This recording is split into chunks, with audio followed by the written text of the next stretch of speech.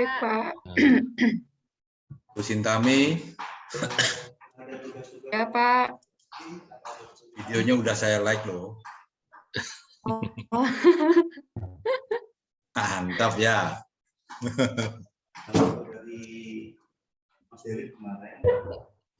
Bapak sehat, Bapak? Ya, Bapak sehat? ya, semua kami dalam kondisi sehat, Mas. Oh, alhamdulillah. Syukur semuanya. Jadi, selama kita menjaga kesehatan ya. Betul, Bapak. Mahal kesehatan itu. Bapak, saya boleh bertanya dulu, Bapak. Ya, Ini boleh. untuk hari Rabu sudah ada agenda coaching ya, Bapak? Ya, boleh.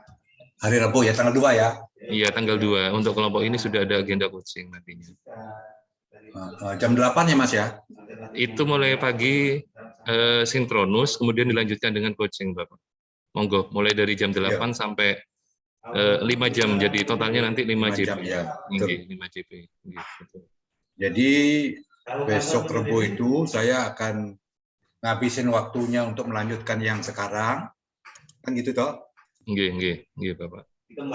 Kan ada 3 JP itu. Kemudian saya lanjut untuk coaching. Betul.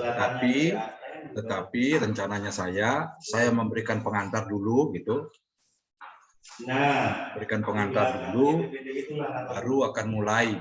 Nah, mudah-mudahan kawan-kawan semuanya sudah membawa isu.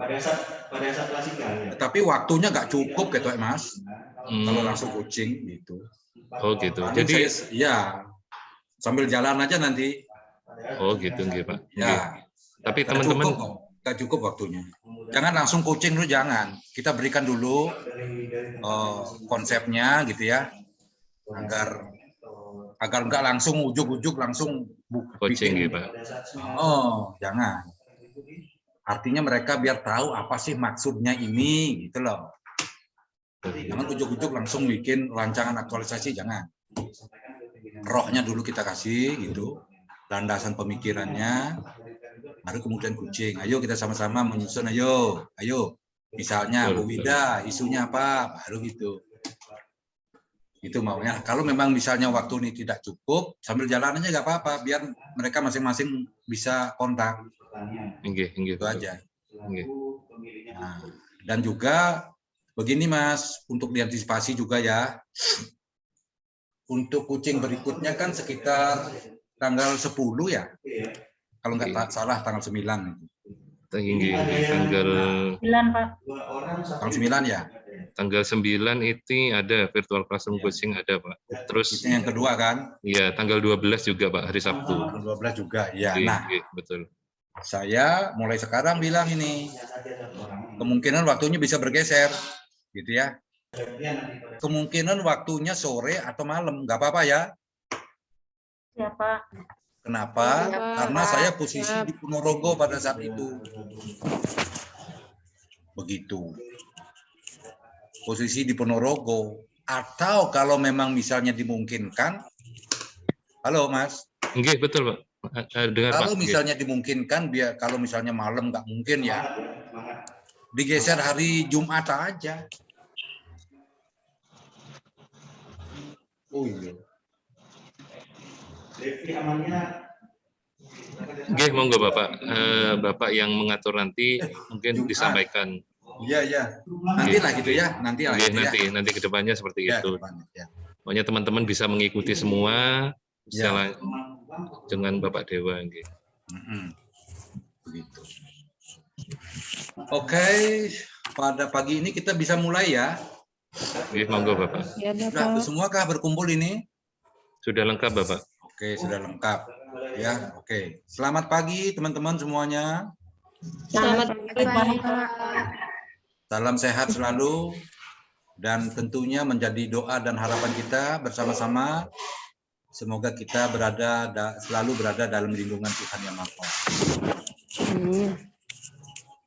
Dan sebagaimana biasa juga, kita awali sesi dengan berdoa terlebih dahulu. Saya pimpin, Berdoa, mulai.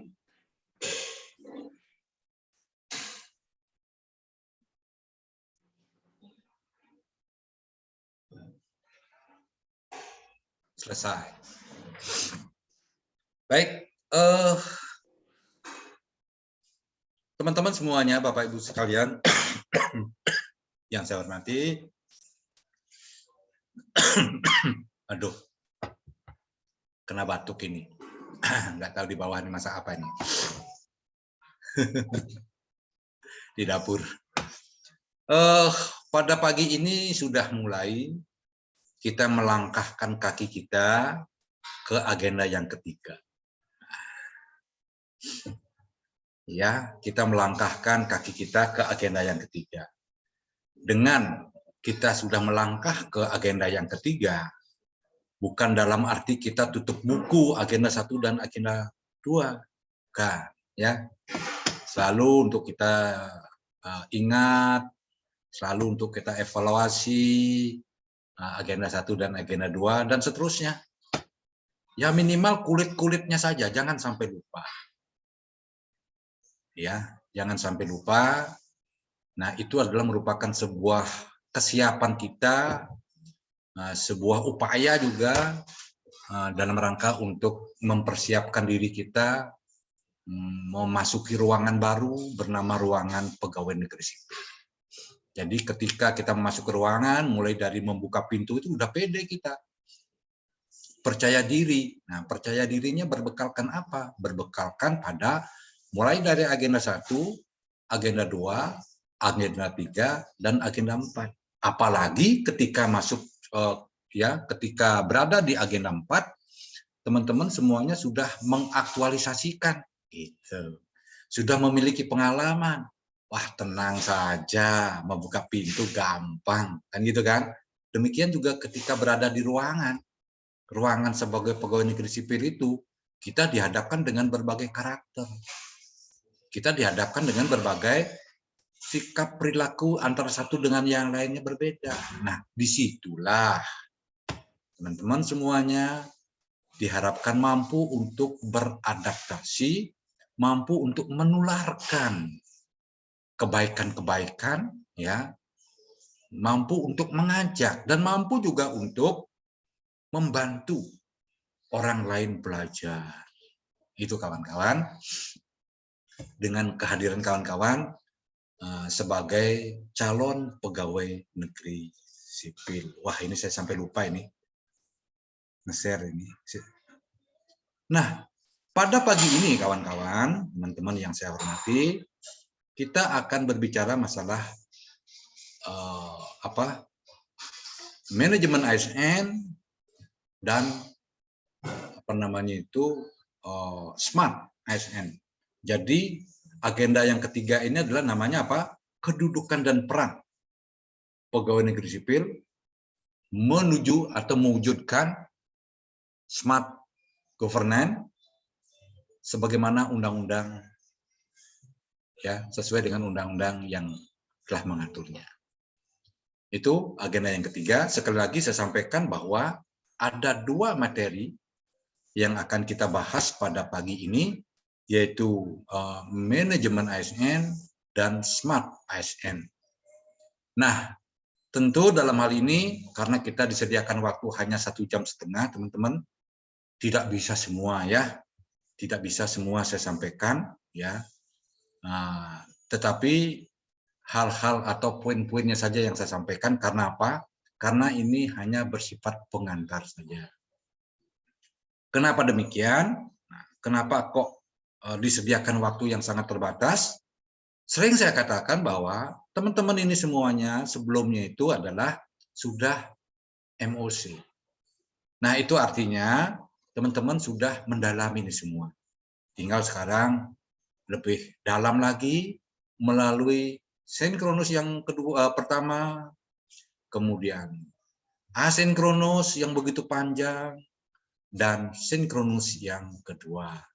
Yakin bahwa semua ini bisa berjalan dengan lancar. Baik, kalau kita berbicara masalah manajemen ASN, kawan-kawan, ya, manajemen ASN, tentu banyak yang kita bahas. Tentu banyak yang kita bahas. Namanya aja manajemen. Mulai dari mana? Mulai dari penyusunan penetapan kebutuhan. Kawan-kawan ini semuanya sebetulnya ya apa namanya itu direkrut karena apa? Karena bukan sembarang perekrutan. Karena berdasarkan analisis. Ya. Analisis mana menghasilkan tempat-tempat yang perlu untuk diisi oleh kawan-kawan itu sendiri. Yang perlu diisi dengan apa? Dengan berbagai kemampuan. Ya. Dengan kemampuan-kemampuan yang seharusnya dapat dilakukan ketika kalian sudah direkrut. Nah, dengan demikian perekrutannya juga begitu. Ini garis besarnya aja dulu saya sampaikan ya. Perekrutannya juga sangat ketat. Perekrutannya juga sangat ketat gitu. Tidak salah negara ini merekrut teman-teman ini semua. Ya. Karena apa? Karena sudah berkemampuan untuk mampu memposisikan dirinya menjadi seorang calon pegawai negeri sipil atas dasar perekrutan yang sangat ketat itu sendiri. Gitu kan, kawan. Nah, dengan demikian jangan dinodai. Ketika kalian sekarang sudah mampu memposisikan dirinya sebagai seorang pegawai negeri sipil, disitulah manfaatkan secara maksimal. Jangan dinodai, gitu ya. Karena apa? Karena perekrutan itu sendiri berdasarkan kebutuhan yang harus diisi itu sendiri. Kemudian, ya, apalagi kalau sudah perekrutan dan pengadaan itu ya, apalagi yaitu teman-teman memiliki kesempatan untuk berkarier.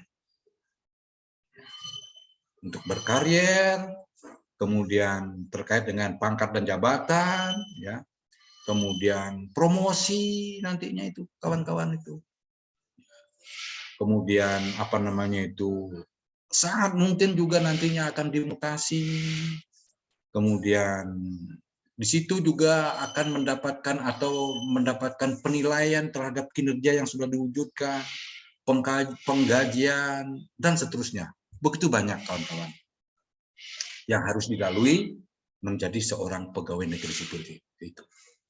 Nah, kenapa demikian? Ya, kenapa demikian? Karena kita berposisi sebagai pelayan. Pelayan siapa? Masyarakat. Jadi menjalankan peran melayani warga masyarakat.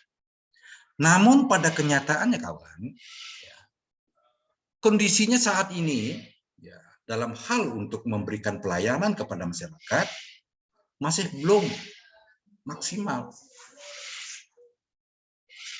ya, masih belum, masih lemah, begitu. Padahal yang diharapkan tidak demikian. Yang diharapkan nantinya adalah seorang pegawai negeri sipil yang profesional dan berkarakter dengan birokrasi berkelas dunia. Itu yang diharapkan nanti pada tahun 2025. Saya sudah pensiun. Tinggal teman-teman ini. Akan tetapi di sisi lain, saat sekarang itu masih apa? Masih lemah birokrasi kita. Sekarang ini masih termasuk lemah. Sehingga apa dampaknya? Pelayanan sektor publik belum sepenuhnya berkualitas dan memuaskan publik. Gitu. Belum berkualitas, belum sepenuhnya berkualitas. Belum mampu untuk memuaskan masyarakat dalam hal pemenuhan kebutuhannya. Dalam hal pelayan yang diterima oleh warga masyarakat. Padahal di sisi lain masyarakat harus puas dengan layanannya itu. Puasnya berupa apa? Kualitasnya. Kalau kita berbicara masalah kualitas, banyak, ya. Kemudian kuantitasnya. Nah, itulah yang terjadi, yang akan kita harapkan. Sehingga benar-benar pada tahun 2025 menjadi birokrasi berkelas dunia. Itu kawan-kawan. Jadi luar biasa memang Republik kita ini. sadar sesadar-sadarnya sebagai negara besar gitu ya.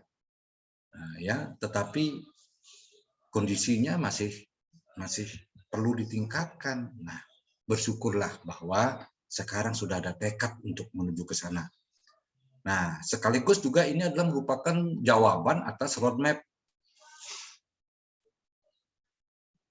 Permenpan nomor 25 tahun 2020 sampai 25. Ya. Di situ ada 8 area yang perlu untuk dicapai. Salah satunya adalah penataan sumber daya manusia. Salah satunya kalian teman-teman semua.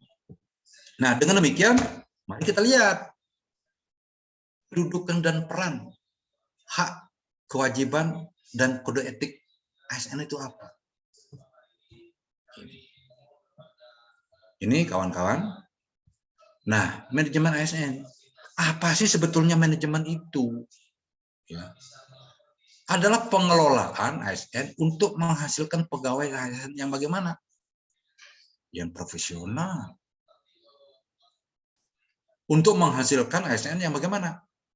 Yang memiliki nilai dasar, yang beretika, ya, bebas dari intervensi politik,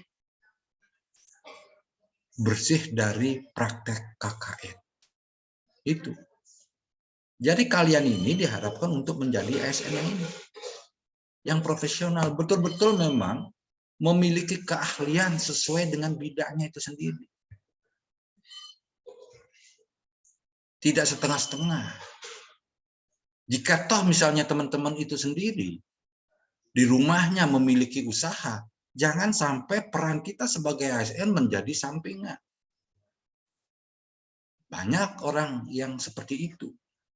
Bahkan tidak basa-basi mengatakan, kami ini sebagai PNS, sebagai sampingan saja.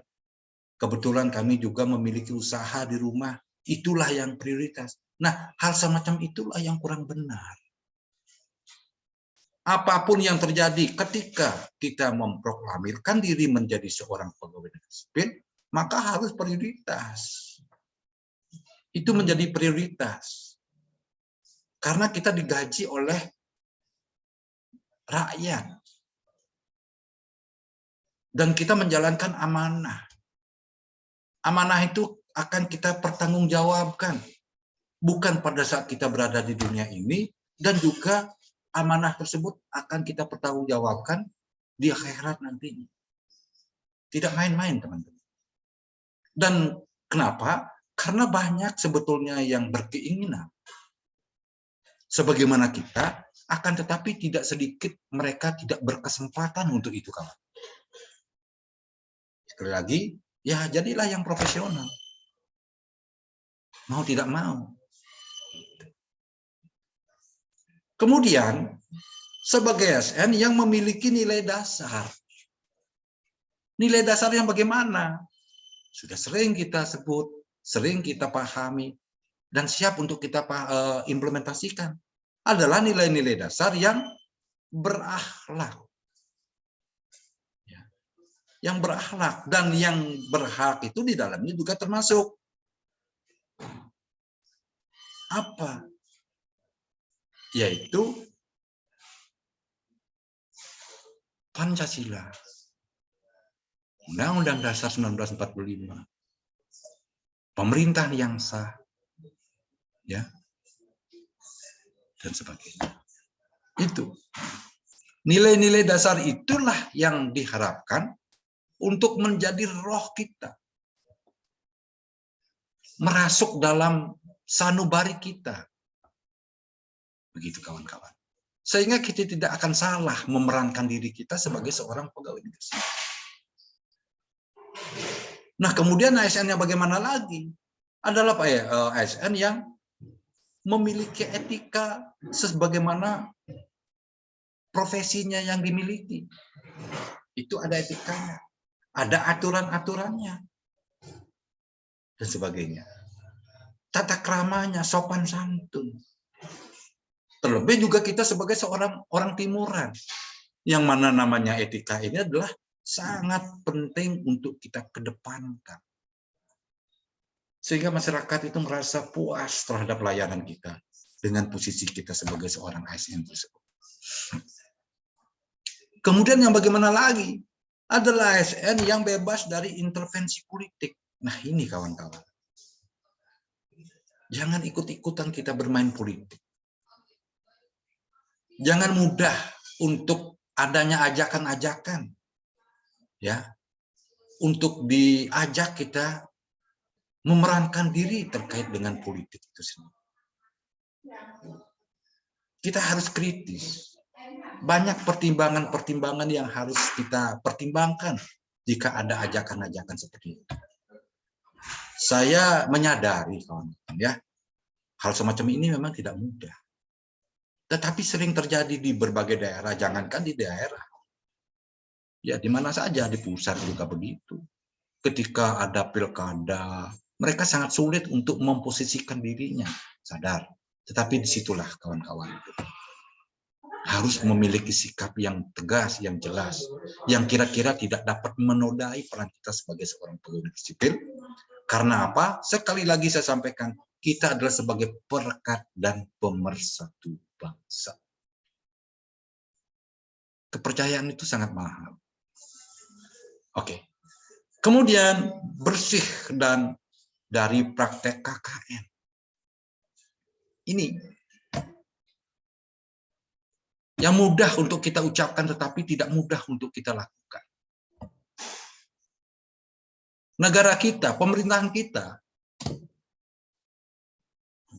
jalannya melambat. Karena apa? Salah satunya adalah praktek KKN ini yang sangat marak di Republik kita.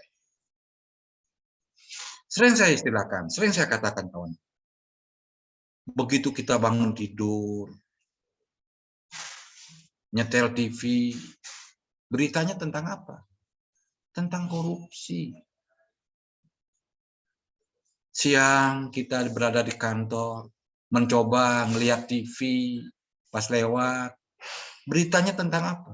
Tentang korupsi. Sore juga begitu menjelang pulang kantor, ada berita yang kita dengar, yang kita tonton, beritanya tentang korupsi. Di rumah juga begitu, menjelang tidur juga begitu, mau mematikan TV. Beritanya tentang apa? Tentang korupsi. Itulah pemerintahan kita menjadi sangat-sangat lambat. Dan bahkan lebih luas lagi dampaknya adalah tingkat kepercayaan warga masyarakat terhadap keberadaan atau terhadap keberlangsungan pemerintahan kita menjadi sangat jatuh. Tentu sangat berbahaya dalam hal ini kalau memang misalnya masyarakat, rakyat Indonesia sudah tidak percaya lagi terhadap jalannya pemerintahan. Itu hal yang sangat berbahaya. Padahal yang menggaji kita itu adalah rakyat itu sendiri. Apa yang akan terjadi kalau rakyat tidak percaya dengan kita, orang yang duduk dalam pemerintahan? Karena apa? Karena KKN itu sendiri. Nah, oleh karena itu, sekali lagi saya sampaikan, kalianlah jawabannya. Nah, kemudian apa lagi, teman-teman? Ini mari kita lihat sekarang. Kedudukannya kayak apa? Lihat bedanya. Kalau kita lihat dari Undang-Undang Nomor 5 Tahun 2014, tentu berbeda antara, kalau kita berbicara masalah ASN, terdiri dari apa? Terdiri dari pegawai negeri sipil dan P3K. Itu ASN. Nah, mari kita lihat sisi yang satu, PNS atau pegawai negeri sipil. Apa sih itu? Nah, mari lihat kita bersama-sama ini. PNS merupakan warga negara Indonesia yang memenuhi syarat tertentu diangkat sebagai pegawai ASN secara tetap oleh pejabat pembina kepegawaian untuk menduduki jabatan pemerintahan dan memiliki nomor induk pegawai secara nasional. ASN PNS ini ya. PNS. Itu pegawai negeri sipil memiliki NIP, Ya. Nah, di sisi yang lain, kemudian P3K itu apa? Saya bacakan lagi.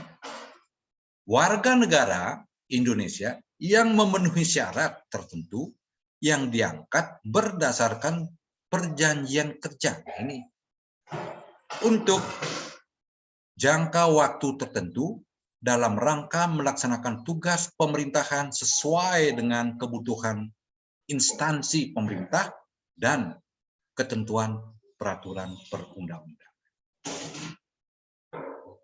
Kalau PNS itu adalah sebagai pegawai negeri sipil, ya, tetap itu memiliki NIP, akan tetapi P3K ini adalah sebagai ASN yang berdasar atau diikat dengan perjanjian kerja.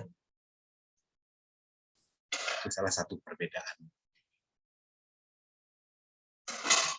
Nah, dengan demikian jangan sampai kalian ini, teman-teman ini semua, sebagai pegawai negeri sipil, ya, nantinya bisa bersaing dengan P3K ini, kawan-kawan di P3K ini. Tetapi jangan malah disalahgunakan.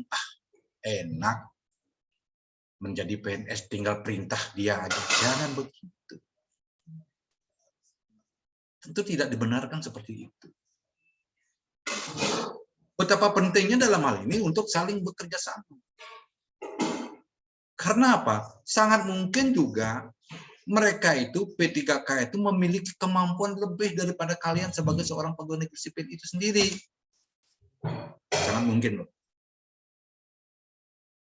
Gitu. Sangat mungkin. Karena apa? Faktornya itu karena ya begitu. Alhamdulillah. Saya sudah menjadi pegawai negeri sipil, pokoknya yang penting pagi berangkat, sore pulang. Wes gak usah mikir karier, pekerjaan biarkan aja. Teman-teman itu loh yang kebetulan menjadi P3K itu kita serahkan. Kebetulan dia terampil banget, rajin anaknya. Ya jelas. Jangan sampai menyalahgunakan seperti itu. Justru disitulah kesempatan teman-teman untuk menunjukkan bahwa saya telah direkrut dengan sangat ketat. Akan saya tunjukkan kemampuan saya secara profesional dan akan saya tunjukkan karakter saya yang benar-benar berakhlak itu sendiri. Sehingga negara tidak rugi. Pemerintah tidak merasa salah merekrut teman-teman itu sendiri. Nah, berikutnya teman-teman yang dapat saya sampaikan, mempertegas dalam hal ini, bukan saya mengajarin ya. Mohon maaf, ini saya jangan diterjemahkan untuk mengajari, akan tetapi ini hanya sebagai penegasan saja. Karena apa? Karena teman-teman semuanya sebentar lagi akan menuju pintu baru atau ruangan baru itu. Peran ASN itu apa? Nah, dalam hal ini adalah fungsi ASN dan tugas ASN. Sering saya sampaikan, dan ini teman-teman juga sudah sangat paham ini semuanya. Ya, fungsinya itu sebagai pelaksana kebijakan publik, ya, sebagai perekat dan pemersatu, sebagai pelayan publik. Kalau memang itu fungsinya, berarti tugasnya apa? Tugasnya apa? Lihatlah di sini. Pelaksana kebijakan publik. Tugasnya melaksanakan kebijakan yang dibuat oleh pejabat pembina kepegawaian sesuai dengan ketentuan peraturan perundang-undangan. Demikian juga di sisi lain. Sebagai pelayan publik. Dengan demikian tugasnya memberikan pelayanan publik yang profesional dan yang berkualitas. Sebagai perekat dan pemersatu bangsa, mempererat persatuan dan kesatuan negara kesatuan Republik Indonesia. Disinilah merupakan sebuah cermin bahwa mulai dari agenda 1, agenda 2, agenda ketiga ini masuk di sini, teman-teman. Rohnya sudah tercantum di sini semuanya, terangkum di sini semuanya. Sehingga teman-teman ketika menjalankan peran itu sendiri enteng. Enteng, teman-teman. Itu yang dapat saya sampaikan. Tolong kalau sudah jam 9 tolong kasih tahu saya ya. Kalau saya kelupaan. Nah, kemudian teman-teman, dengan demikian mari kita lihat bersama-sama. Hak PNS apa saja? Ini haknya. Sebagaimana diatur dalam pasal 21 Undang-Undang Nomor 5 Tahun 2014, ada gaji, tunjangan, perlindungan, pengembangan kompetensi, jaminan pensiun dan hari tua, cuti. Hak itu. Nanti kewajibannya butuh banyak kewajibannya. Gitu. Kalau gaji sama semuanya. Kalau gaji ya sesuai dengan golongannya, sama semua. Yang membedakan adalah tunjangan yang membedakan. Tunjangan itu sendiri juga sangat tergantung dari besar kecilnya itu sangat tergantung dari kemampuan daerah. Ya, perlindungan dan sebagainya. Nah, jadi di situ kawan-kawan. Kemudian pengembangan karier, kawan-kawan juga memiliki hak untuk kariernya dikembangkan. Ya. Agar karirnya dapat berkembang dan sebagainya, harus selalu meningkatkan kompetensi dan sebagainya. Nah, kemudian kalau kita lihat dari P3K-nya seperti ini, ada perbedaan dengan PNS, haknya juga mendapatkan gaji, tunjangan, perlindungan, pengembangan kompetensi, dan cuti. Ada juga bagi P3K. Mari kita lihat bedanya di mana. Inilah bedanya. Kalau PNS itu mendapatkan jaminan pensiun dan hari tua, tetapi kawan-kawan kita di P3K tidak dapat itu. Tidak dapat itu. Di situ bedanya. Nah, sini kawan-kawan, kita bisa untuk berkaca betapa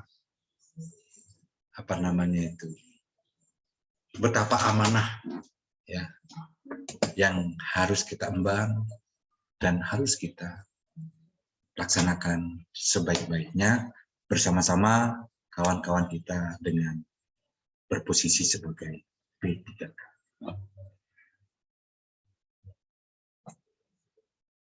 Pengembangan kompetensi. Sebentar, saya permisi dulu sebentar.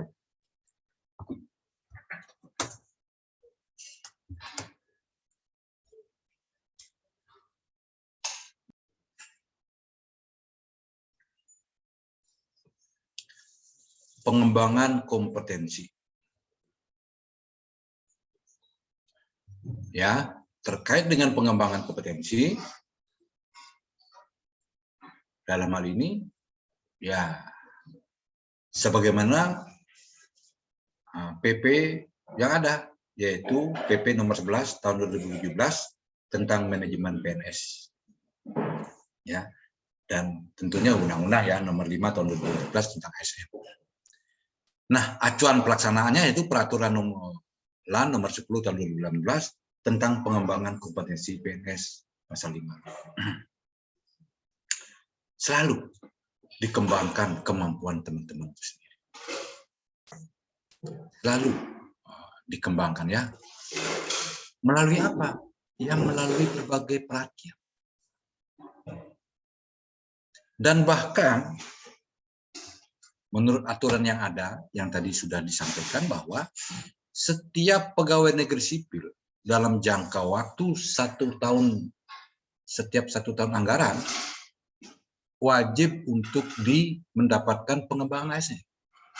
Didiklat. Kalau tidak salah 20 JP per tahun. Minimal. Sedangkan kalau ASN, kalau P3K, 22. Wajib itu. Nah, inilah sebagai upaya untuk agar teman-teman itu, para ASN itu selalu meningkatkan kemampuannya dalam menuju ASN yang profesional, pegawai negeri sipil yang profesional. Untuk meningkatkan keterampilannya, untuk meningkatkan kemampuannya, banyak sekali diklat-diklat yang harus dilakukan. Banyak sekali diklat-diklat yang harus dilakukan. Ya, seorang pegawai negeri sipil ada juga namanya diklat manajerial. Ya, kalau diklat manajerial itu adalah terkait dengan pangkat dan jabatan, gitu ya, pangkat dan jabatan. Misalnya, kalau teman-teman ini sekarang staf, kemudian kalau akan naik jabatan harus mengikuti diklat, namanya diklat PKP namanya sekarang itu. Ya, pelatihan kepemimpinan pengawas. Gitu ya, semacam itu. Kemudian setelah itu berkarier begitu ya, kerja maksimal. Kemudian mendapat peluang lagi atas penilaian daripada atasan, pimpinan setempat. Dapat peluang lagi. Nah, jadi diklat-diklat tadi itu adalah sebagai syarat untuk naik jabatan. Kemudian mendapat peluang lagi untuk naik ke eselon 3, maka diklatnya apa? Namanya diklatnya PKA. Gitu. Diklat PKA. Pelatihan kepemimpinan administrator. Itu untuk yang eselon 3 kalau dulu namanya. Demikian seterusnya, eselon 2 dan seterusnya. Itulah klasifikasinya termasuk jenis diklat manajerial. Nah, materinya apa saja itu? Baik dalam hal bidang pemerintahan maupun kepemimpinan manajerial. Di situ, kawan-kawan. Nah, akan tetapi sekarang ini sudah, sebagaimana teman-teman itu sudah ketahui, banyak pejabat-pejabat, baik di level PKP maupun PKA, dipangkas sekarang, teman-teman. Sekarang dipangkas.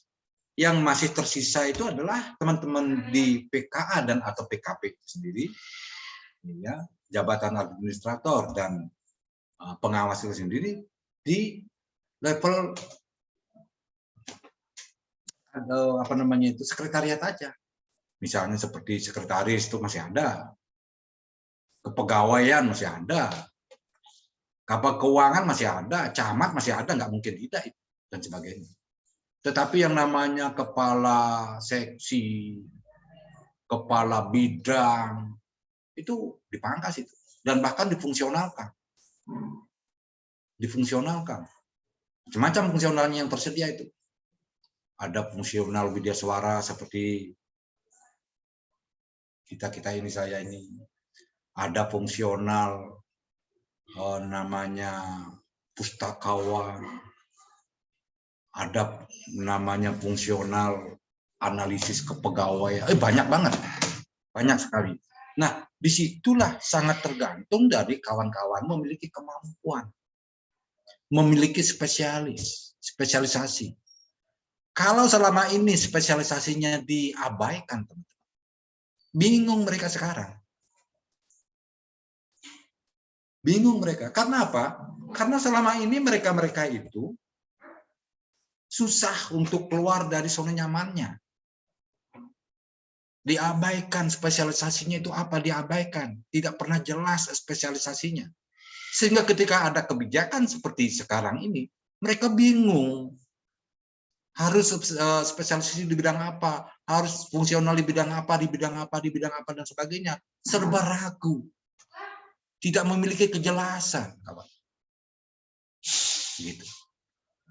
Ragu. Sekarang itu terang aja yang pengen menjadi, menurut informasi dari kawan-kawan ini, yang pengen menjadi fungsional widya suara itu, boy, numpuk. Padahal di situ butuh keterampilan. Keterampilan apa? Keterampilan di bidang metodologinya, dan substansinya, dan sebagainya. Banyak keterampilan-keterampilan yang harus dimiliki. Banyak. Jadi numpuk. Belum lagi yang lain-lainnya. Analisis kepegawaian, waduh banyak banget. Nah, mumpung kita berbicara ini, maka betapa pentingnya teman-teman ini sekarang untuk benar-benar memperhatikan profesionalnya itu, agar benar-benar menjadi spesialisasi. Untuk jaga-jaga nantinya kalau memang misalnya ada kebijakan-kebijakan yang di luar dugaan itu, kita tenang saja. Maka betapa pentingnya yang namanya kompeten, kan gitu kan? Selalu belajar, belajar dan belajar, membantu orang lain belajar salah satunya. Itu kawan-kawan. Betapa pentingnya spesialisasi. Kalau seorang bidan yang profesional. Perawat yang profesional dan sebagainya. Itu kalau manajerial. Ada juga diklat teknis. Wah, banyak jenisnya. Banyak sekali. Diklat teknis, kalau misalnya di bidang kesehatan adalah terampil dalam hal untuk membantu melahirkan. Ada diklatnya. Manajemen, keperawatan. Macam-macam. Saya tidak hafal itu. Banyak sekali. Kebetulan kalau di BPSDM belum ada jenis diklat seperti itu. Tapi mungkin di dinas kesehatan ya, di diklat kesehatan itu ada. Demikian juga untuk fungsional. Nah, fungsional inilah juga butuh keterampilan. Begitu. Kecenderungannya kalau fungsional ini adalah keterampilannya itu adalah seperti kalau memang misalnya fungsional media suara harus terampil dalam hal apa? Dalam hal metodologinya itu. Kalau misalnya fungsionalnya penelitian harus terampil dalam hal untuk melakukan penelitian. Dan sebagainya. Banyak. Analisis kebijakan harus terampil untuk menganalisis bagaimana kebijakan-kebijakan yang berjalan. Pemerintahan itu sendiri. Dan sebagainya. Nah, jadi diklat-diklat itulah banyak sekali jenis-jenis diklat yang harus teman-teman ikuti nantinya. Dalam rangka untuk meningkatkan pengembangan kompetensi itu sendiri. Loh, kenapa sih kok ada perubahan begitu mendasar sekarang Pak Dewa? Karena apa? Perubahan ini terjadi, kebijakan ini terjadi untuk lebih mempercepat memberikan layanan kepada warga masyarakat.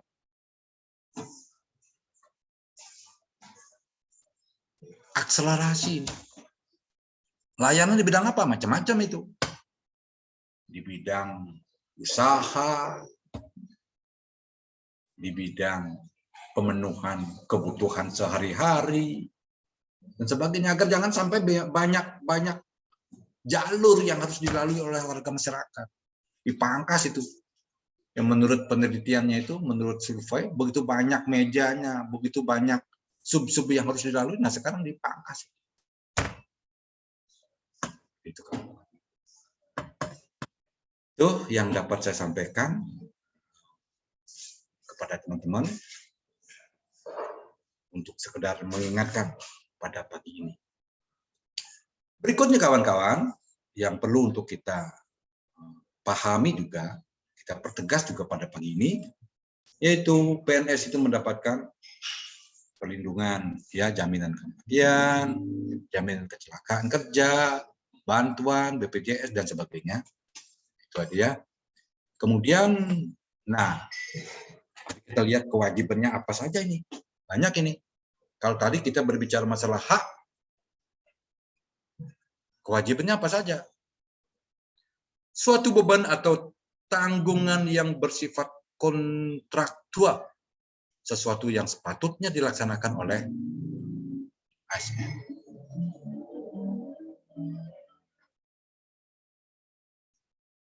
Kewajibannya. Ini kawan yang perlu untuk kita pahami, implementasikan nanti. Setia dan taat pada Pancasila, Undang-Undang Dasar 45, NKRI, serta pemerintah yang sah. Ini, sekali lagi, ini sering kita baca, ada aja yang seperti ini. Karena inilah, karena Pancasila inilah yang dapat untuk menyatukan kita. Dengan Pancasila inilah negeri kita berdiri dengan tegak. Ada 4 pilar. Pancasila, UUD 45, NKRI, serta Bhinneka Tunggal Ika. Dijalankan oleh pemerintah itu sendiri. Harus dia. Kita tuh harus betul-betul memang ya mengabdi. Mengabdi. Begitu kawan-kawan. Sering saya katakan. Jadi inilah yang menjadikan Republik kita berdiri dengan tegak. Ibarat bangunan gedung, bangunan rumah. Apa yang akan terjadi? Salah satu dari pilar ini tidak berfungsi atau roboh. Kemarin sudah dibahas ya, ketika di agenda 1. Tidak usah kita bahas lagi. Nah, terkait dengan pemerintah. Pemerintah itulah yang menjalankan roda yang fungsi negara. Pemerintah itu sendiri. Yang dalam hal ini dikomandoi oleh siapa? Oleh kepala negara. Presiden. Maka kepala negara sekaligus sebagai kepala pemerintahan. Itulah yang mengendalikan, yang memberikan layanan kepada warga masyarakat sebagai pemilik republik itu sendiri. Yang kesekian kalinya saya sampaikan. Kita berada di dalam pemerintahan itu sendiri, kita sebagai stafnya membantu kepala pemerintah itu sendiri. Berulang kali saya sampaikan ini, mohon maaf ya. Enggak apa-apa. Ini mempertegas. Kita berada di dalam. Siap, tidak siap. Suka, tidak suka. Mau, tidak mau. Kita harus hormat kepada pimpinan kita. Kita harus hormat kepada siapa? Kepada atasan kita.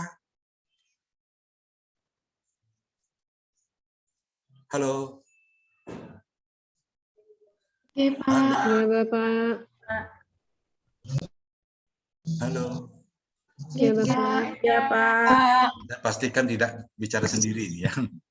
Itu kawan-kawan ya. Yang dapat saya pertegas.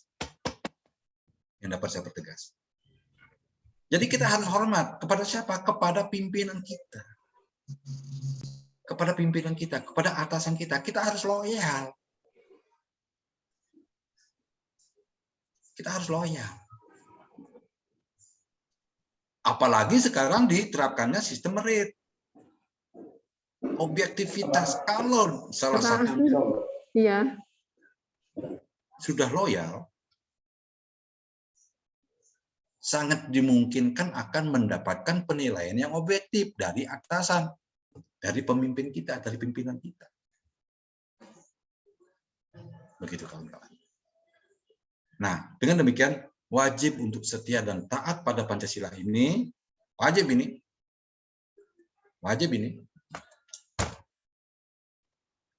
Nah, kemudian menjaga persatuan dan kesatuan bangsa.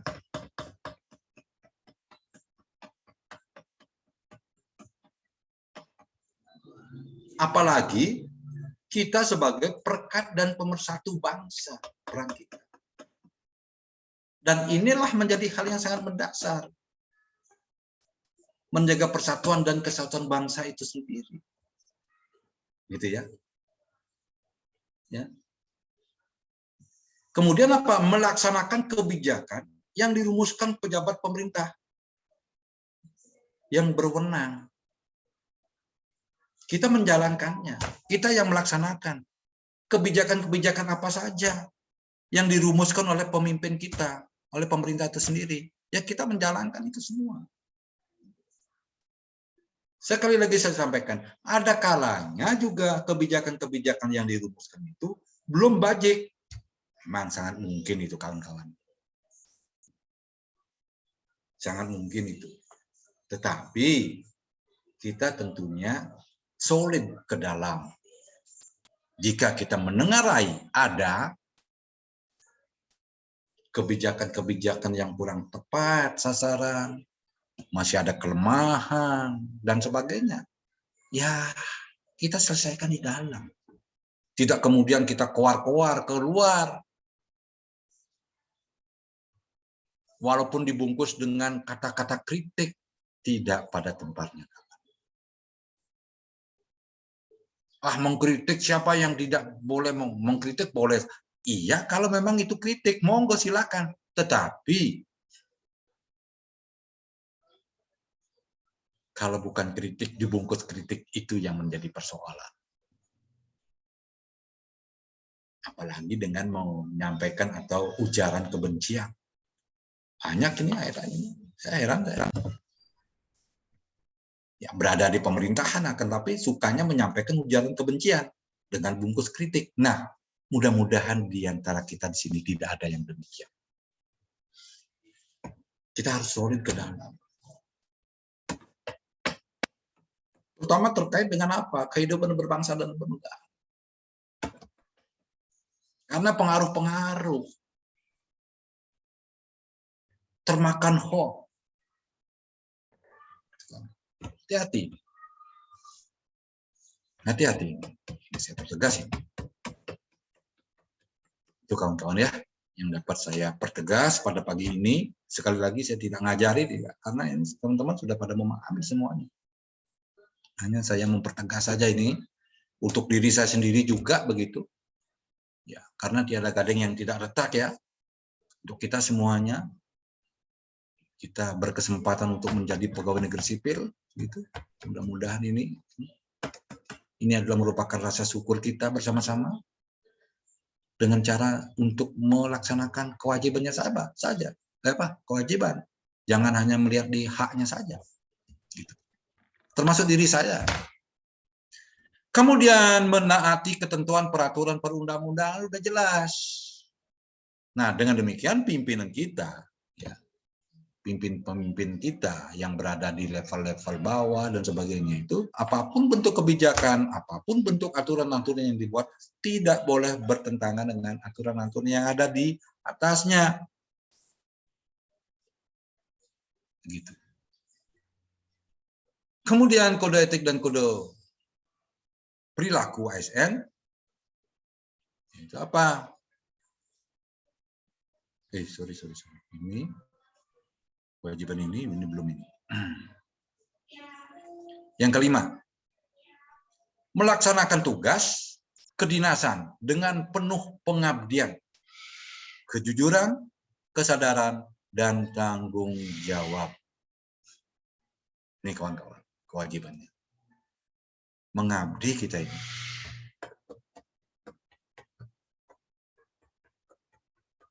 Kita ini mengabdi. Sebetulnya mengabdi kita. Karena apa? Karena pegawai negeri sipil itu gajinya kecil, kawan. Gajinya kecil.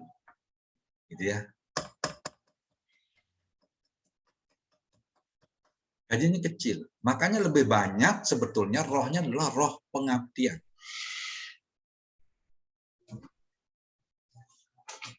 Ya.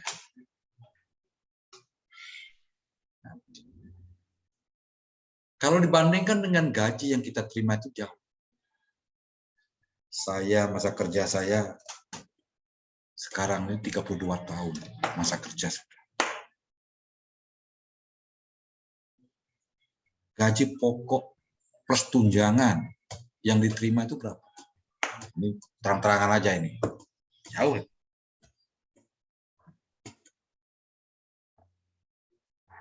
6 juta kalau nggak salah. Nah, coba kalau di swasta, gitu, jauh.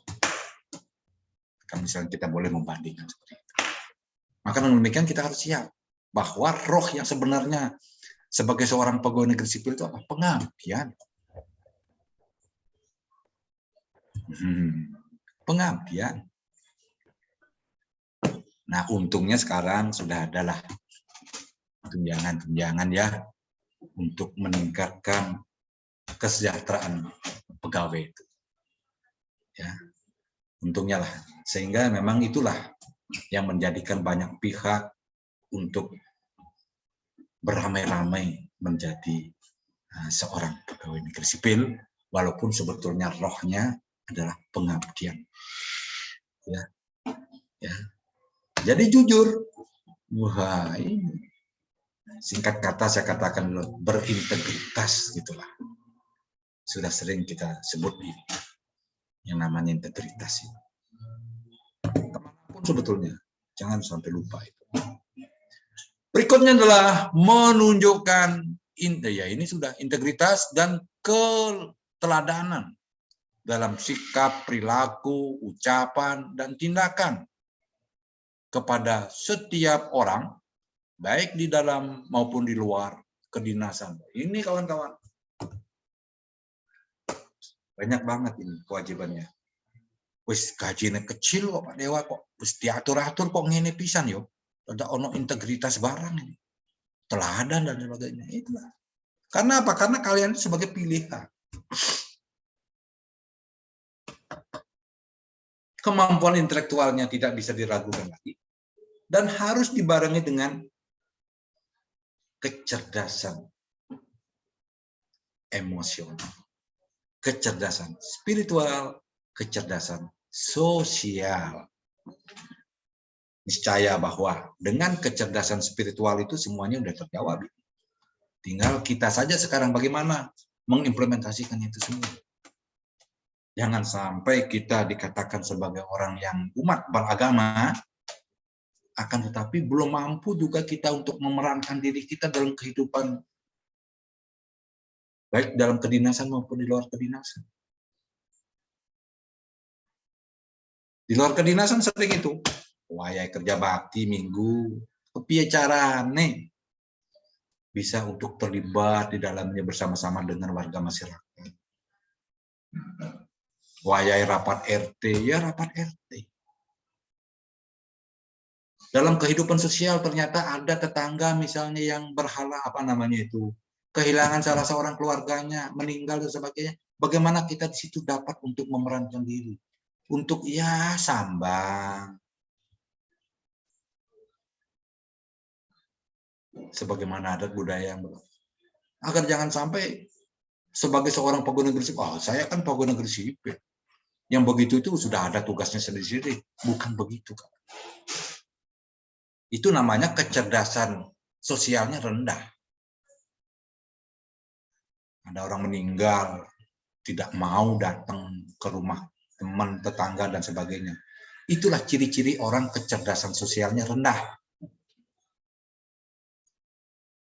Berada di jalan, pandangan ke depan, ke atas, tanpa melihat sisi kiri kanan kita. Barangkali ada warga yang siap menyapa kita, kemudian disapa oleh orang, kita tidak perhatian.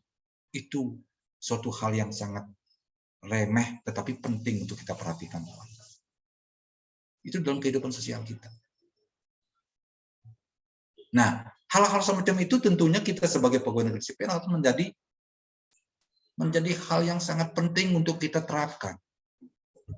Jangan sampai ada omongan, alah, mentang-mentang jadi pegawai negeri sipil, nek pas jalan, di jalan gak pernah memperhatikan kiri kanan. Oh, aku nyopoy loh, menenge wonge. Ya memang barangkali tidak tahu, tetapi karena mereka tidak pernah perhatian terhadap tetangga kiri kanannya, terhadap sampingnya dan sebagainya. Kecil, tetapi besar maknanya. Hal semacam itu dalam kehidupan di luar kedinasan, apalagi dalam kedinasan. Berikutnya yang dapat saya pertegas dalam hal ini sebagai kewajiban kita adalah menyimpan rahasia jabatan dan hanya dapat mengemukakan rahasia jabatan sesuai dengan ketentuan peraturan perundang-undangan. Rahasia jabatan ya harus kita jangan, apalagi musimnya sekarang adalah musim media sosial. Waduh, apa-apa sedikit di-share di Facebook, Instagram, dan sebagainya. Wah, jangan, hati-hati kawan-kawan. Nanti akan kita sedikit bahas tentang literasi digital ya. Termasuk salah satunya apa-apa sedikit mudah sekali. Wah, diceritain hal-hal yang urusan kantor yang menjadi rahasia. Cerita begini, begitu. Kenapa? Karena akan dapat mengurangi tingkat kepercayaan warga masyarakat terhadap kita. Pemerintah. Ya memang benar. Asasnya salah satunya adalah asas keterbukaan. Tetapi ada hal-hal yang perlu untuk kita rahasiakan, yaitu harus dirahasiakan. Bersedia ditempatkan di seluruh wilayah negara Kesatuan Republik Indonesia. Harus bersedia. Ibu Sintami secara tiba-tiba mendapatkan tugas ke Kabupaten Puncak Jaya misalnya. Siap.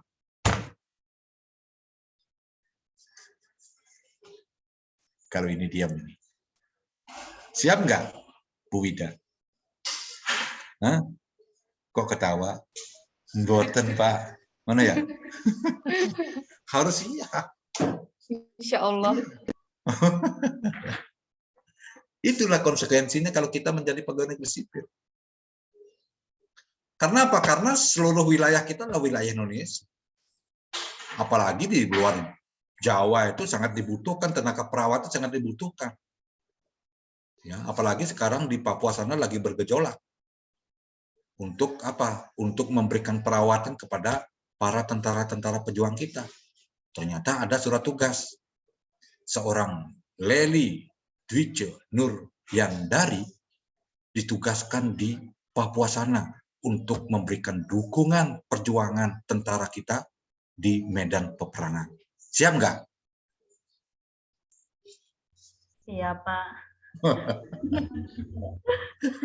Siapnya kok berat man sih? Pak Abot man siap. Itu konsekuensinya. Pak Abot man sih siap ya. Siap, Pak. Oke, itu ya memang harus siap. Gitu ya. Alhamdulillah bisa ditempatkan di Bondowoso lah ngono ya. Ya toh. Bondowoso sangat enak, nyaman. Gitu ya.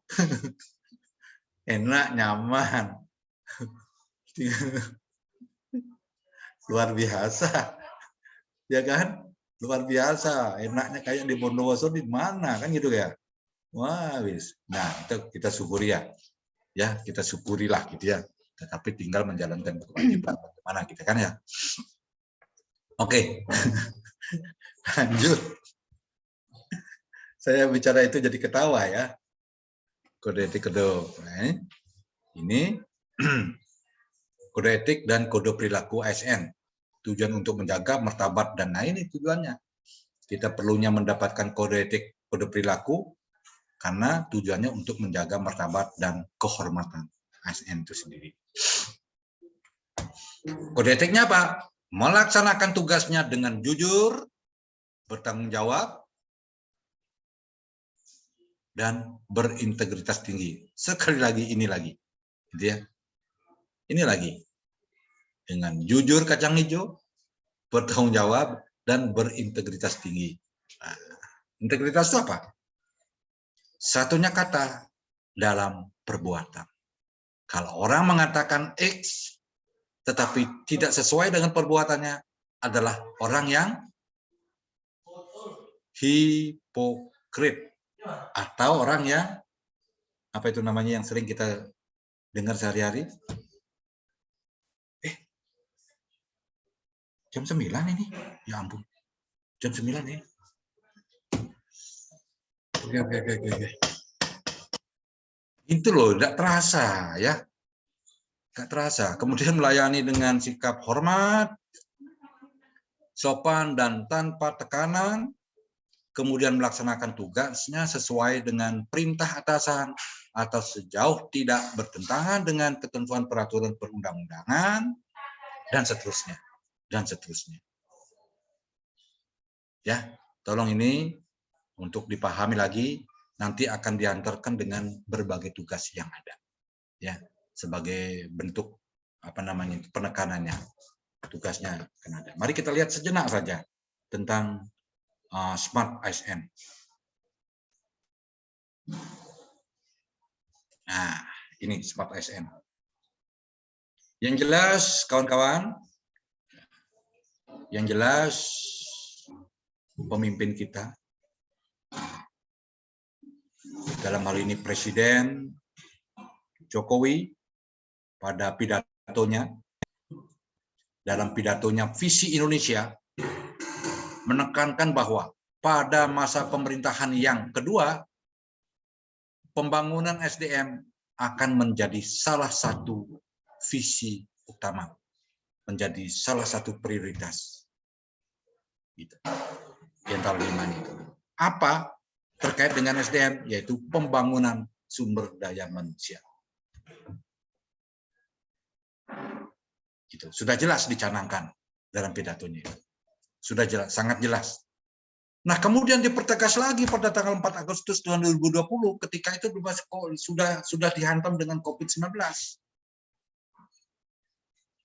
Presiden Jokowi menekankan 5 hal yang perlu menjadi perhatian dalam menangani transformasi digital pada masa pandemi COVID-19, ya, yaitu peningkatan peringkat indeks kompetitif digital, yang salah satunya adalah kelima-limanya adalah ini. Kecil-kecil sekali tulisannya, 5 hal. Kemudian ditindaklanjuti oleh Menteri Kominfo untuk meningkatkan pengetahuan sumber daya manusia yang ada di Indonesia, ya. Pentingnya peningkatan literasi digital masyarakat. Agar jangan sampai apa? Agar jangan sampai kita ini sebagai warga masyarakat, terlebih juga sebagai seorang pegawai sipil, bangga dengan kemampuan kita untuk mengkomersialkan HP. Pak. Ya. Mohon maaf, Pak, slide-nya, Pak. Oh, Yau.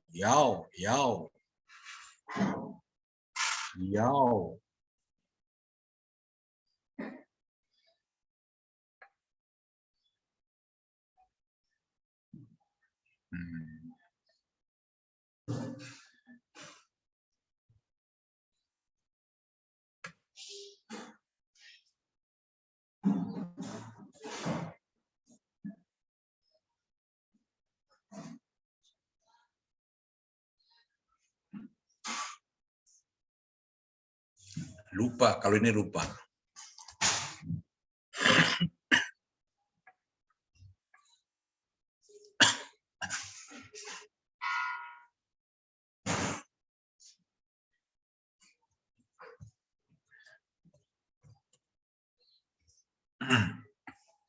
Nih, kawan-kawan ya.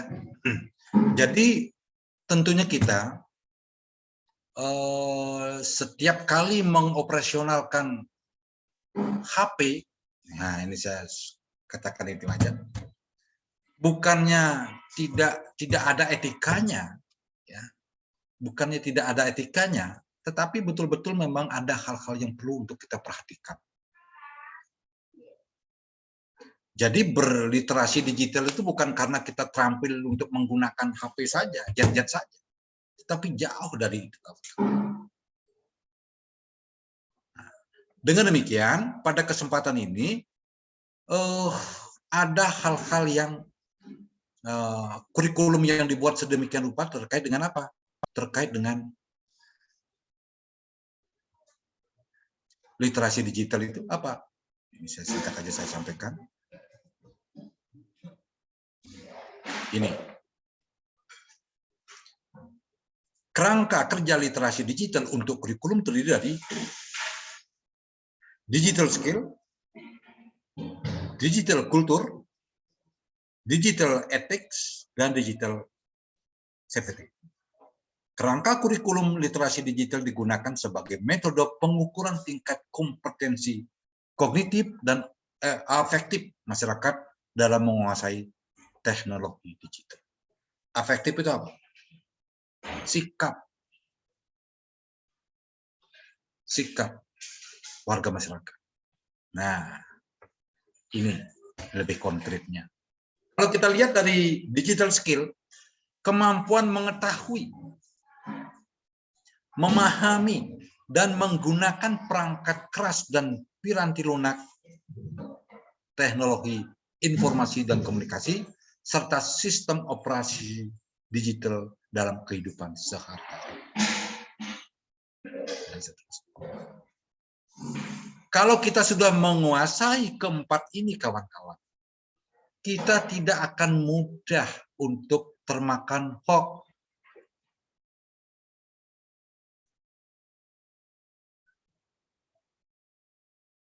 Ya, tidak mudah termakan hoax. Setiap apapun bentuk informasi-informasi yang kita terima, kita harus berhati-hati. Etik ini.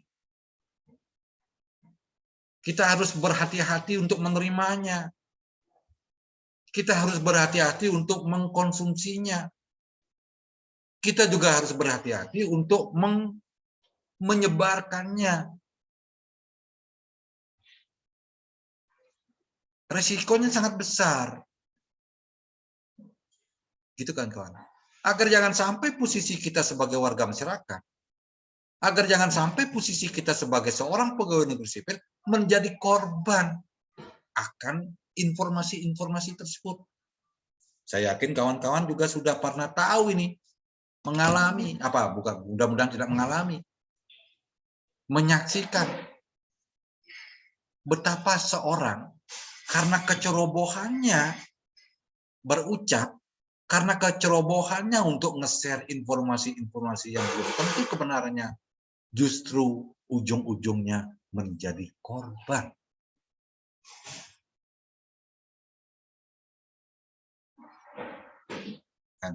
Keempat ini, saya tidak akan membacakan satu persatu ini. Jadi intinya di situ, kawan-kawan. Intinya di situ. Betapa pentingnya untuk kita. Ya, memang penting untuk kita memiliki kecakapan dalam hal untuk berdigital, media digital. Ya. Betapa pentingnya kita untuk membiasakan diri, membudayakan bermedia digital, berlandaskan pada etika, tetapi juga aman.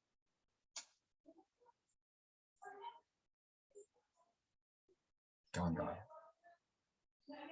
Saya dalam rumah tangga saya sendiri, saya ambil contoh. Sering saya marah di rumah saya sendiri. Sering saya tekankan kepada anak-anak saya, keluarga saya.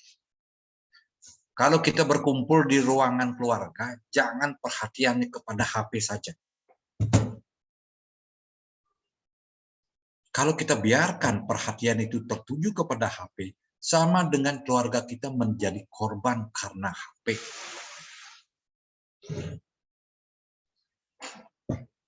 Istilahnya apa? Istilahnya itu kita perhatian kepada yang jauh.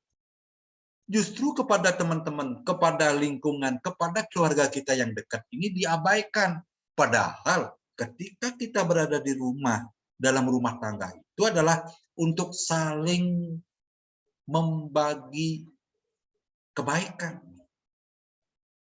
Saling membagi kebenaran. Tetapi karena kemajuan teknologi, ya, karena kemajuan teknologi, tanpa kita sadari bahwa ketika kita berkumpul dalam rumah tangga itu, dalam keluarga itu, kita biarkan anggota keluarga itu tertuju perhatiannya kepada yang jauh. Wah, itu salah besar itu. Sering saya tekankan dalam keluarga ini, saya mohon maaf ini saya contoh dalam keluarga saya sendiri. Sangat-sangat salah. Dan mudah-mudahan teman-teman juga tidak demikian ya. Gitu. Itu kawan-kawan. Nah, tetapi bagaimana seharusnya dengan kita bermedia digital itu sendiri, yang saya ambil contoh yang nyata saja. Nah, itu adalah sebagai fasilitas. Itu adalah sebagai fasilitas. Fasilitas untuk apa? Fasilitas untuk berkomunikasi, untuk memudahkan kita berkomunikasi, memudahkan kita untuk berinteraksi, memudahkan kita untuk beradaptasi dan sebagainya dengan kemajuan teknologi. Jadi kita menggunakan mereka sebagai alat, dia sebagai alat, bukan dia yang mengalat kita. Bisa diterima teman-teman? Halo. Bisa, Pak. Yang sering kita lupa. Dan bahkan dampaknya apa? Dampaknya akan menjadikan korban kecerdasan sosial kita. Saya sering ya, kawan-kawan ya, ketika misalnya pergi kemana, ya, pergi kemana, ketika nunggu bis misalnya, orang nunggu bis, kalau dulu itu, nimbrung antar satu dengan yang lainnya, saling bergaul begitu ya, berbicara tentang perkembangan dan sebagainya. Dulu, sekarang tidak. Semuanya tertuju pada HP gitu ya. Saya pernah ke bandara ini teman-teman ya. Di bandara di Surabaya itu di Juanda itu. Tempat duduknya begitu panjang yang di luar itu. Begitu panjang. Yang di lantai 2 itu. Nah, mereka pada duduk di situ. Di antara mereka yang duduk yang begitu panjang itu semuanya tertuju pada HP-nya masing-masing. Wah, ada contohnya. Begitu cueknya sekarang. Antara satu dengan yang lainnya. Itulah menurunkan kecerdasan sosial. Yang saya katakan. Itulah orang-orang resiko-risiko atau konsekuensi-konsekuensi yang memang harus diterima. Padahal tidak harus begitu. Nah, itulah kawan-kawan. Nah, karena posisi kita sebagai seorang pegawai negeri sipil, sekaligus juga dalam kehidupan berbangsa dan bernegara di luar kedinasan, betapa pentingnya kita untuk bisa cerdas, untuk beretik digital etik, ya. Kemudian kultur, skill, dan safety, aman. Itu kawan-kawan sebagai garis besarnya. Dan lebih lanjut teman-teman yang punya wajib untuk mendalami lagi, karena terus terang saja tentunya saya tidak banyak waktu yang punya untuk lebih mendalami ini semuanya, menyampaikan ini karena memang waktunya sangat terbatas. Nah, kemudian mari kita lihat apa tugas-tugas yang harus kita lakukan untuk mendalami ini semua, gitu ya. Tugas-tugasnya apa? Nah, di sini ada tugas individu dan tugas kelompok. Tolong dicatat dulu kawan-kawan ya. Tolong dicatat dulu. Sehingga nanti kalau terlambat saya meng-share biar tidak ini ya. Tolong dicatat dulu. Tugas individu. Tugas individu. Pak, slide-nya. Oh iya, belum ya. Lupa saya. Belum. Terima kasih diingatkan. Nah, inilah lupa. Tugas individunya adalah ini.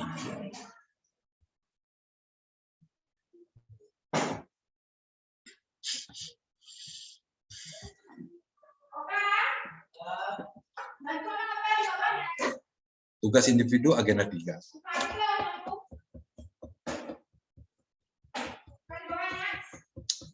Peserta dipersilakan untuk 1. Membuat video yang menarik dengan durasi waktu 5-7 menit. Silakan. Teman-teman membuat video yang menarik gitu ya. Di situ akan mencerminkan jiwa seseorang. Nah, kemudian video yang dibuat itu diposting di sosial media.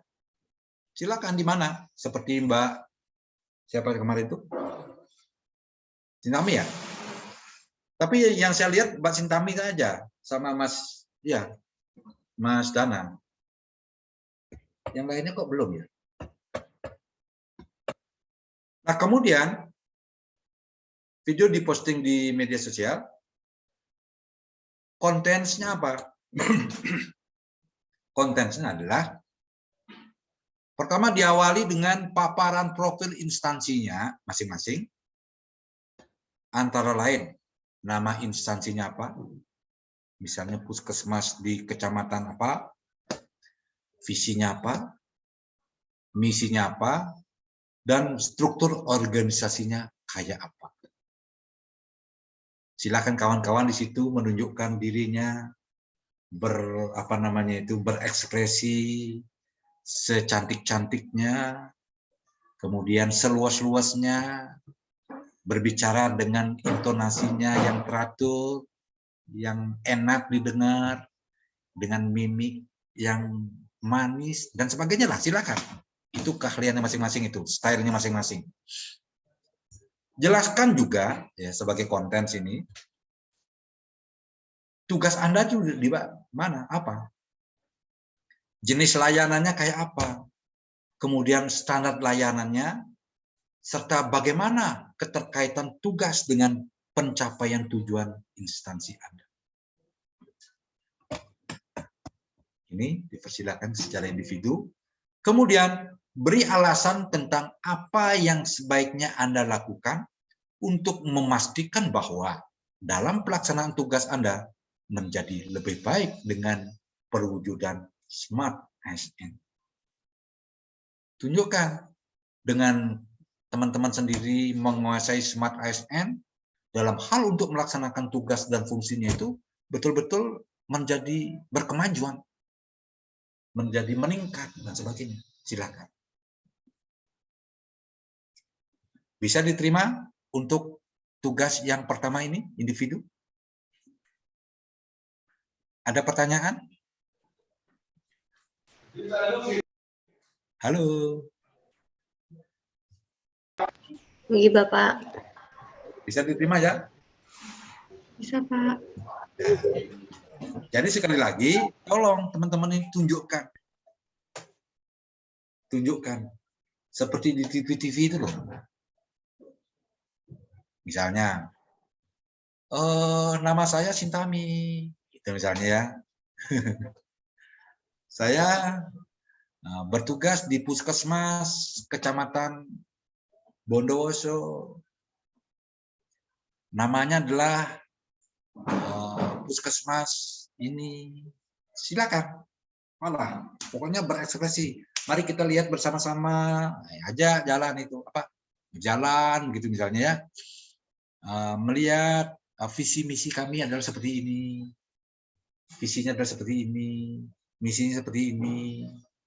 Nah, dan struktur organisasi seperti ini teman-teman. Silakan. Nah, kebetulan kalau dilihat di struktur organisasinya saya berada di ini. Nah, gitulah. Sedangkan tugasnya adalah seperti ini.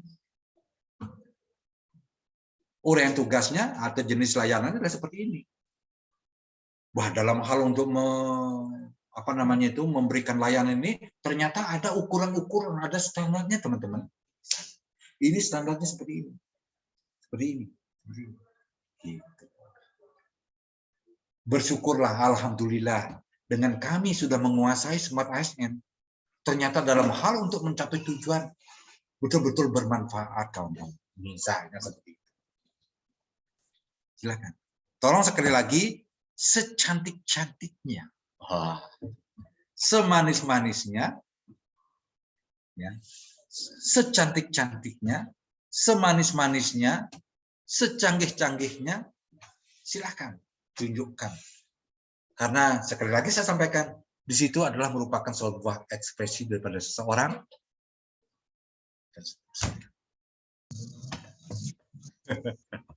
Maaf, Pak, mau bertanya. Ya. itu untuk apakah kita harus juga mengeksplor puskesmas, Pak? Apakah boleh dengan tulisan saja Oh, dengan di videonya? iya, lebih lengkap. Tunjukkan kantornya, tunjukkan profilnya. Gitu loh. Silakan. Jadi kayak kita buat vlog terus yang di video puskesmas begitu ya, Pak ya? Ya. Kemarin juga ada seorang guru, mulai dari rumahnya dia itu. Ini 7 menit kan cukup panjang ya. Mulai dari rumahnya. Saya sekarang akan berangkat ke kantor karena rumah saya di sini. Wah, ya gitu. Mulai dari nyetar motor dia. Lucu juga. Tapi bagus. Gitu. Nah, sekarang saya sudah di kantor. Nah, inilah kantor saya. Ya itu loh. Seperti itu. Iya, Pak. Terima kasih, Pak. Seperti itu, teman-teman. Nah, jadi kesempatan ya untuk menjadi apa namanya itu presenter ini ya. Karena apa? Karena nanti akan di-share di sosial media nih, dan akan disaksikan oleh komponen BPSDM. Wah, gitu. Wah, ini teman-teman dari Bondowoso ini. Ayo kita lihat sama-sama. Siapa ini? Coach-nya siapa ini? Oh, Pak Dewa ini. Itu. Oke. Siap? Siap, Bapak. Iya, Pak. Siap ya? Oke. Pak. Nah, kemudian tugas kelompoknya adalah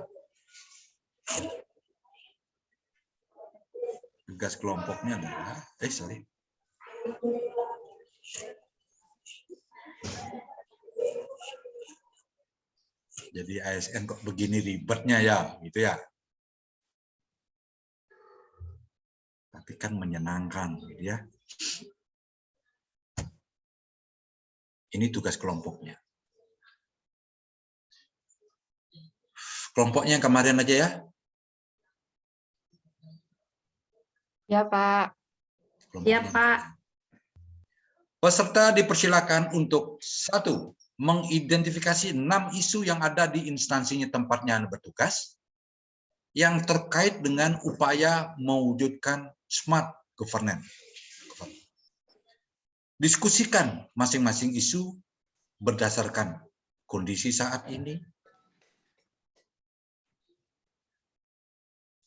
analisis dampak,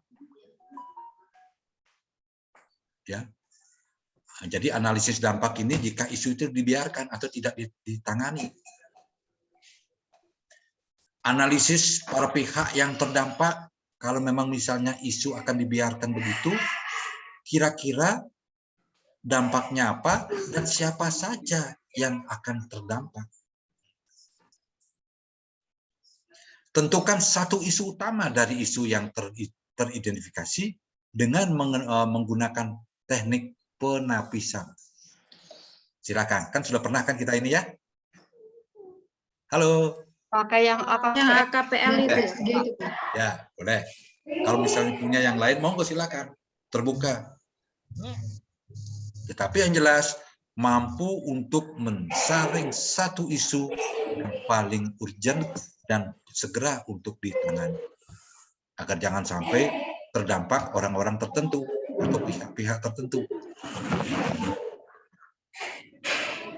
Nah, kemudian dianalisis sedemikian rupa, kemudian tentukan gagasan kreatif Anda.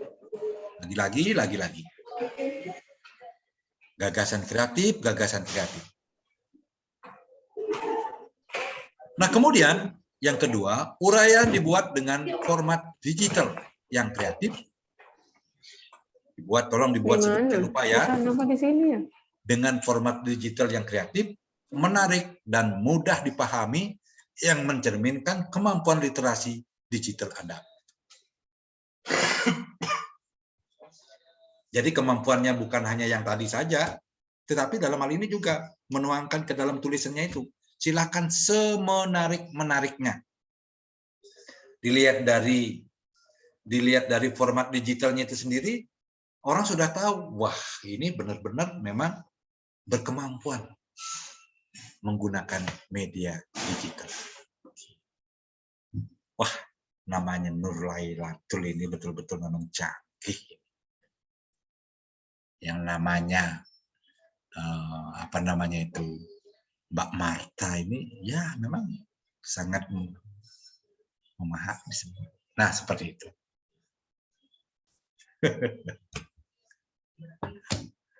Oke. Ada komen?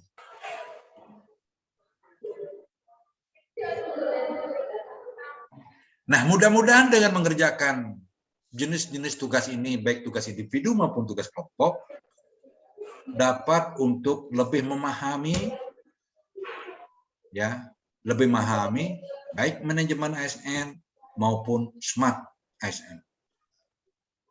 Oke? Bisa diterima?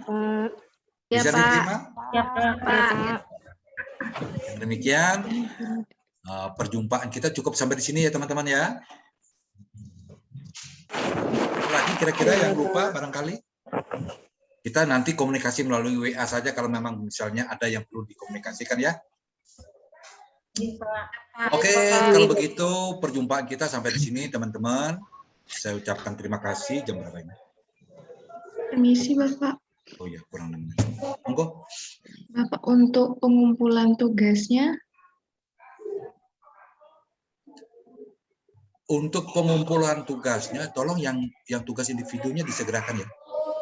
Karena kan mau di-share di media sosial kan? Ya. Jadi kalau misalnya dilihat oleh teman-teman BPSDM biar ada. Pengumpulan tugasnya kita ketemu tanggal 2. Karena jam 8, yang minimal jam 7 sudah terkumpul tanggal 2 itu. Sudah lah. Sudah di LMS. Begitu ya. Bapak. Tapi biasanya jam 7 malam sudah sebelum hari tanggal 1. Oke, ada lagi yang lain?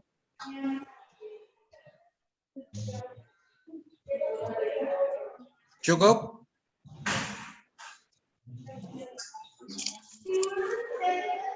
Sampun, cekap? Halo, ya Pak. Ya, Untuk Mas. teman-teman ini linknya di-share ke ini juga LMS itu Pak, tugasnya Pak, atau Ya. bagaimana? Iya. Oh, jadi kalau semuanya upload di Instagram itu link dari Instagram gitu ya Pak ya? Ya. Cuman begini kawan-kawan ya, Mas, tolong Mas. Nggih, nggih.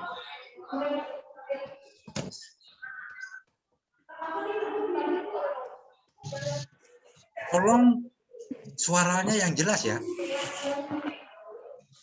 Tolong suaranya yang jelas ya. Tolong dipastikan bahwa setiap kali di-setel, siapapun yang nyetel, suaranya bisa keluar dengan jelas begitu ini. Tolong Mas ya. Tapi kalau untuk di sini Kabupaten Bondowoso sih sudah ya, sudah jelas biasanya setiap di-share itu sudah saya lihat jelas sih. Nah, kenapa kok hal ini tetap saya sampaikan untuk mengantisipasi? Saya khawatirnya karena ada beberapa juga teman yang belum begitu jelas itu suaranya itu ya. Dengan demikian tolong intonasinya, caranya merekam dan sebagainya tolong menjadi perhatian ya. Sekali lagi karena ini akan disaksikan oleh orang banyak. Ya, begitu. Oke, kalau tidak ada, kita sampai di sini. Masih ada waktu 3 menit.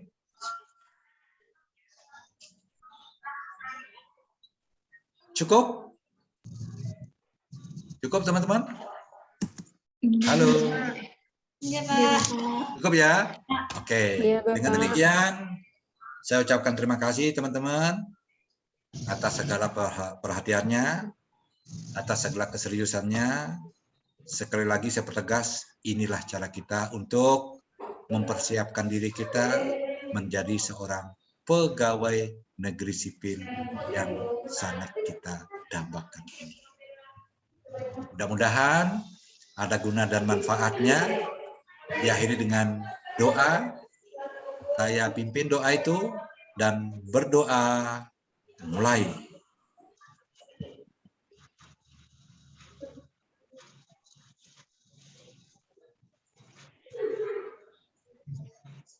Selesai.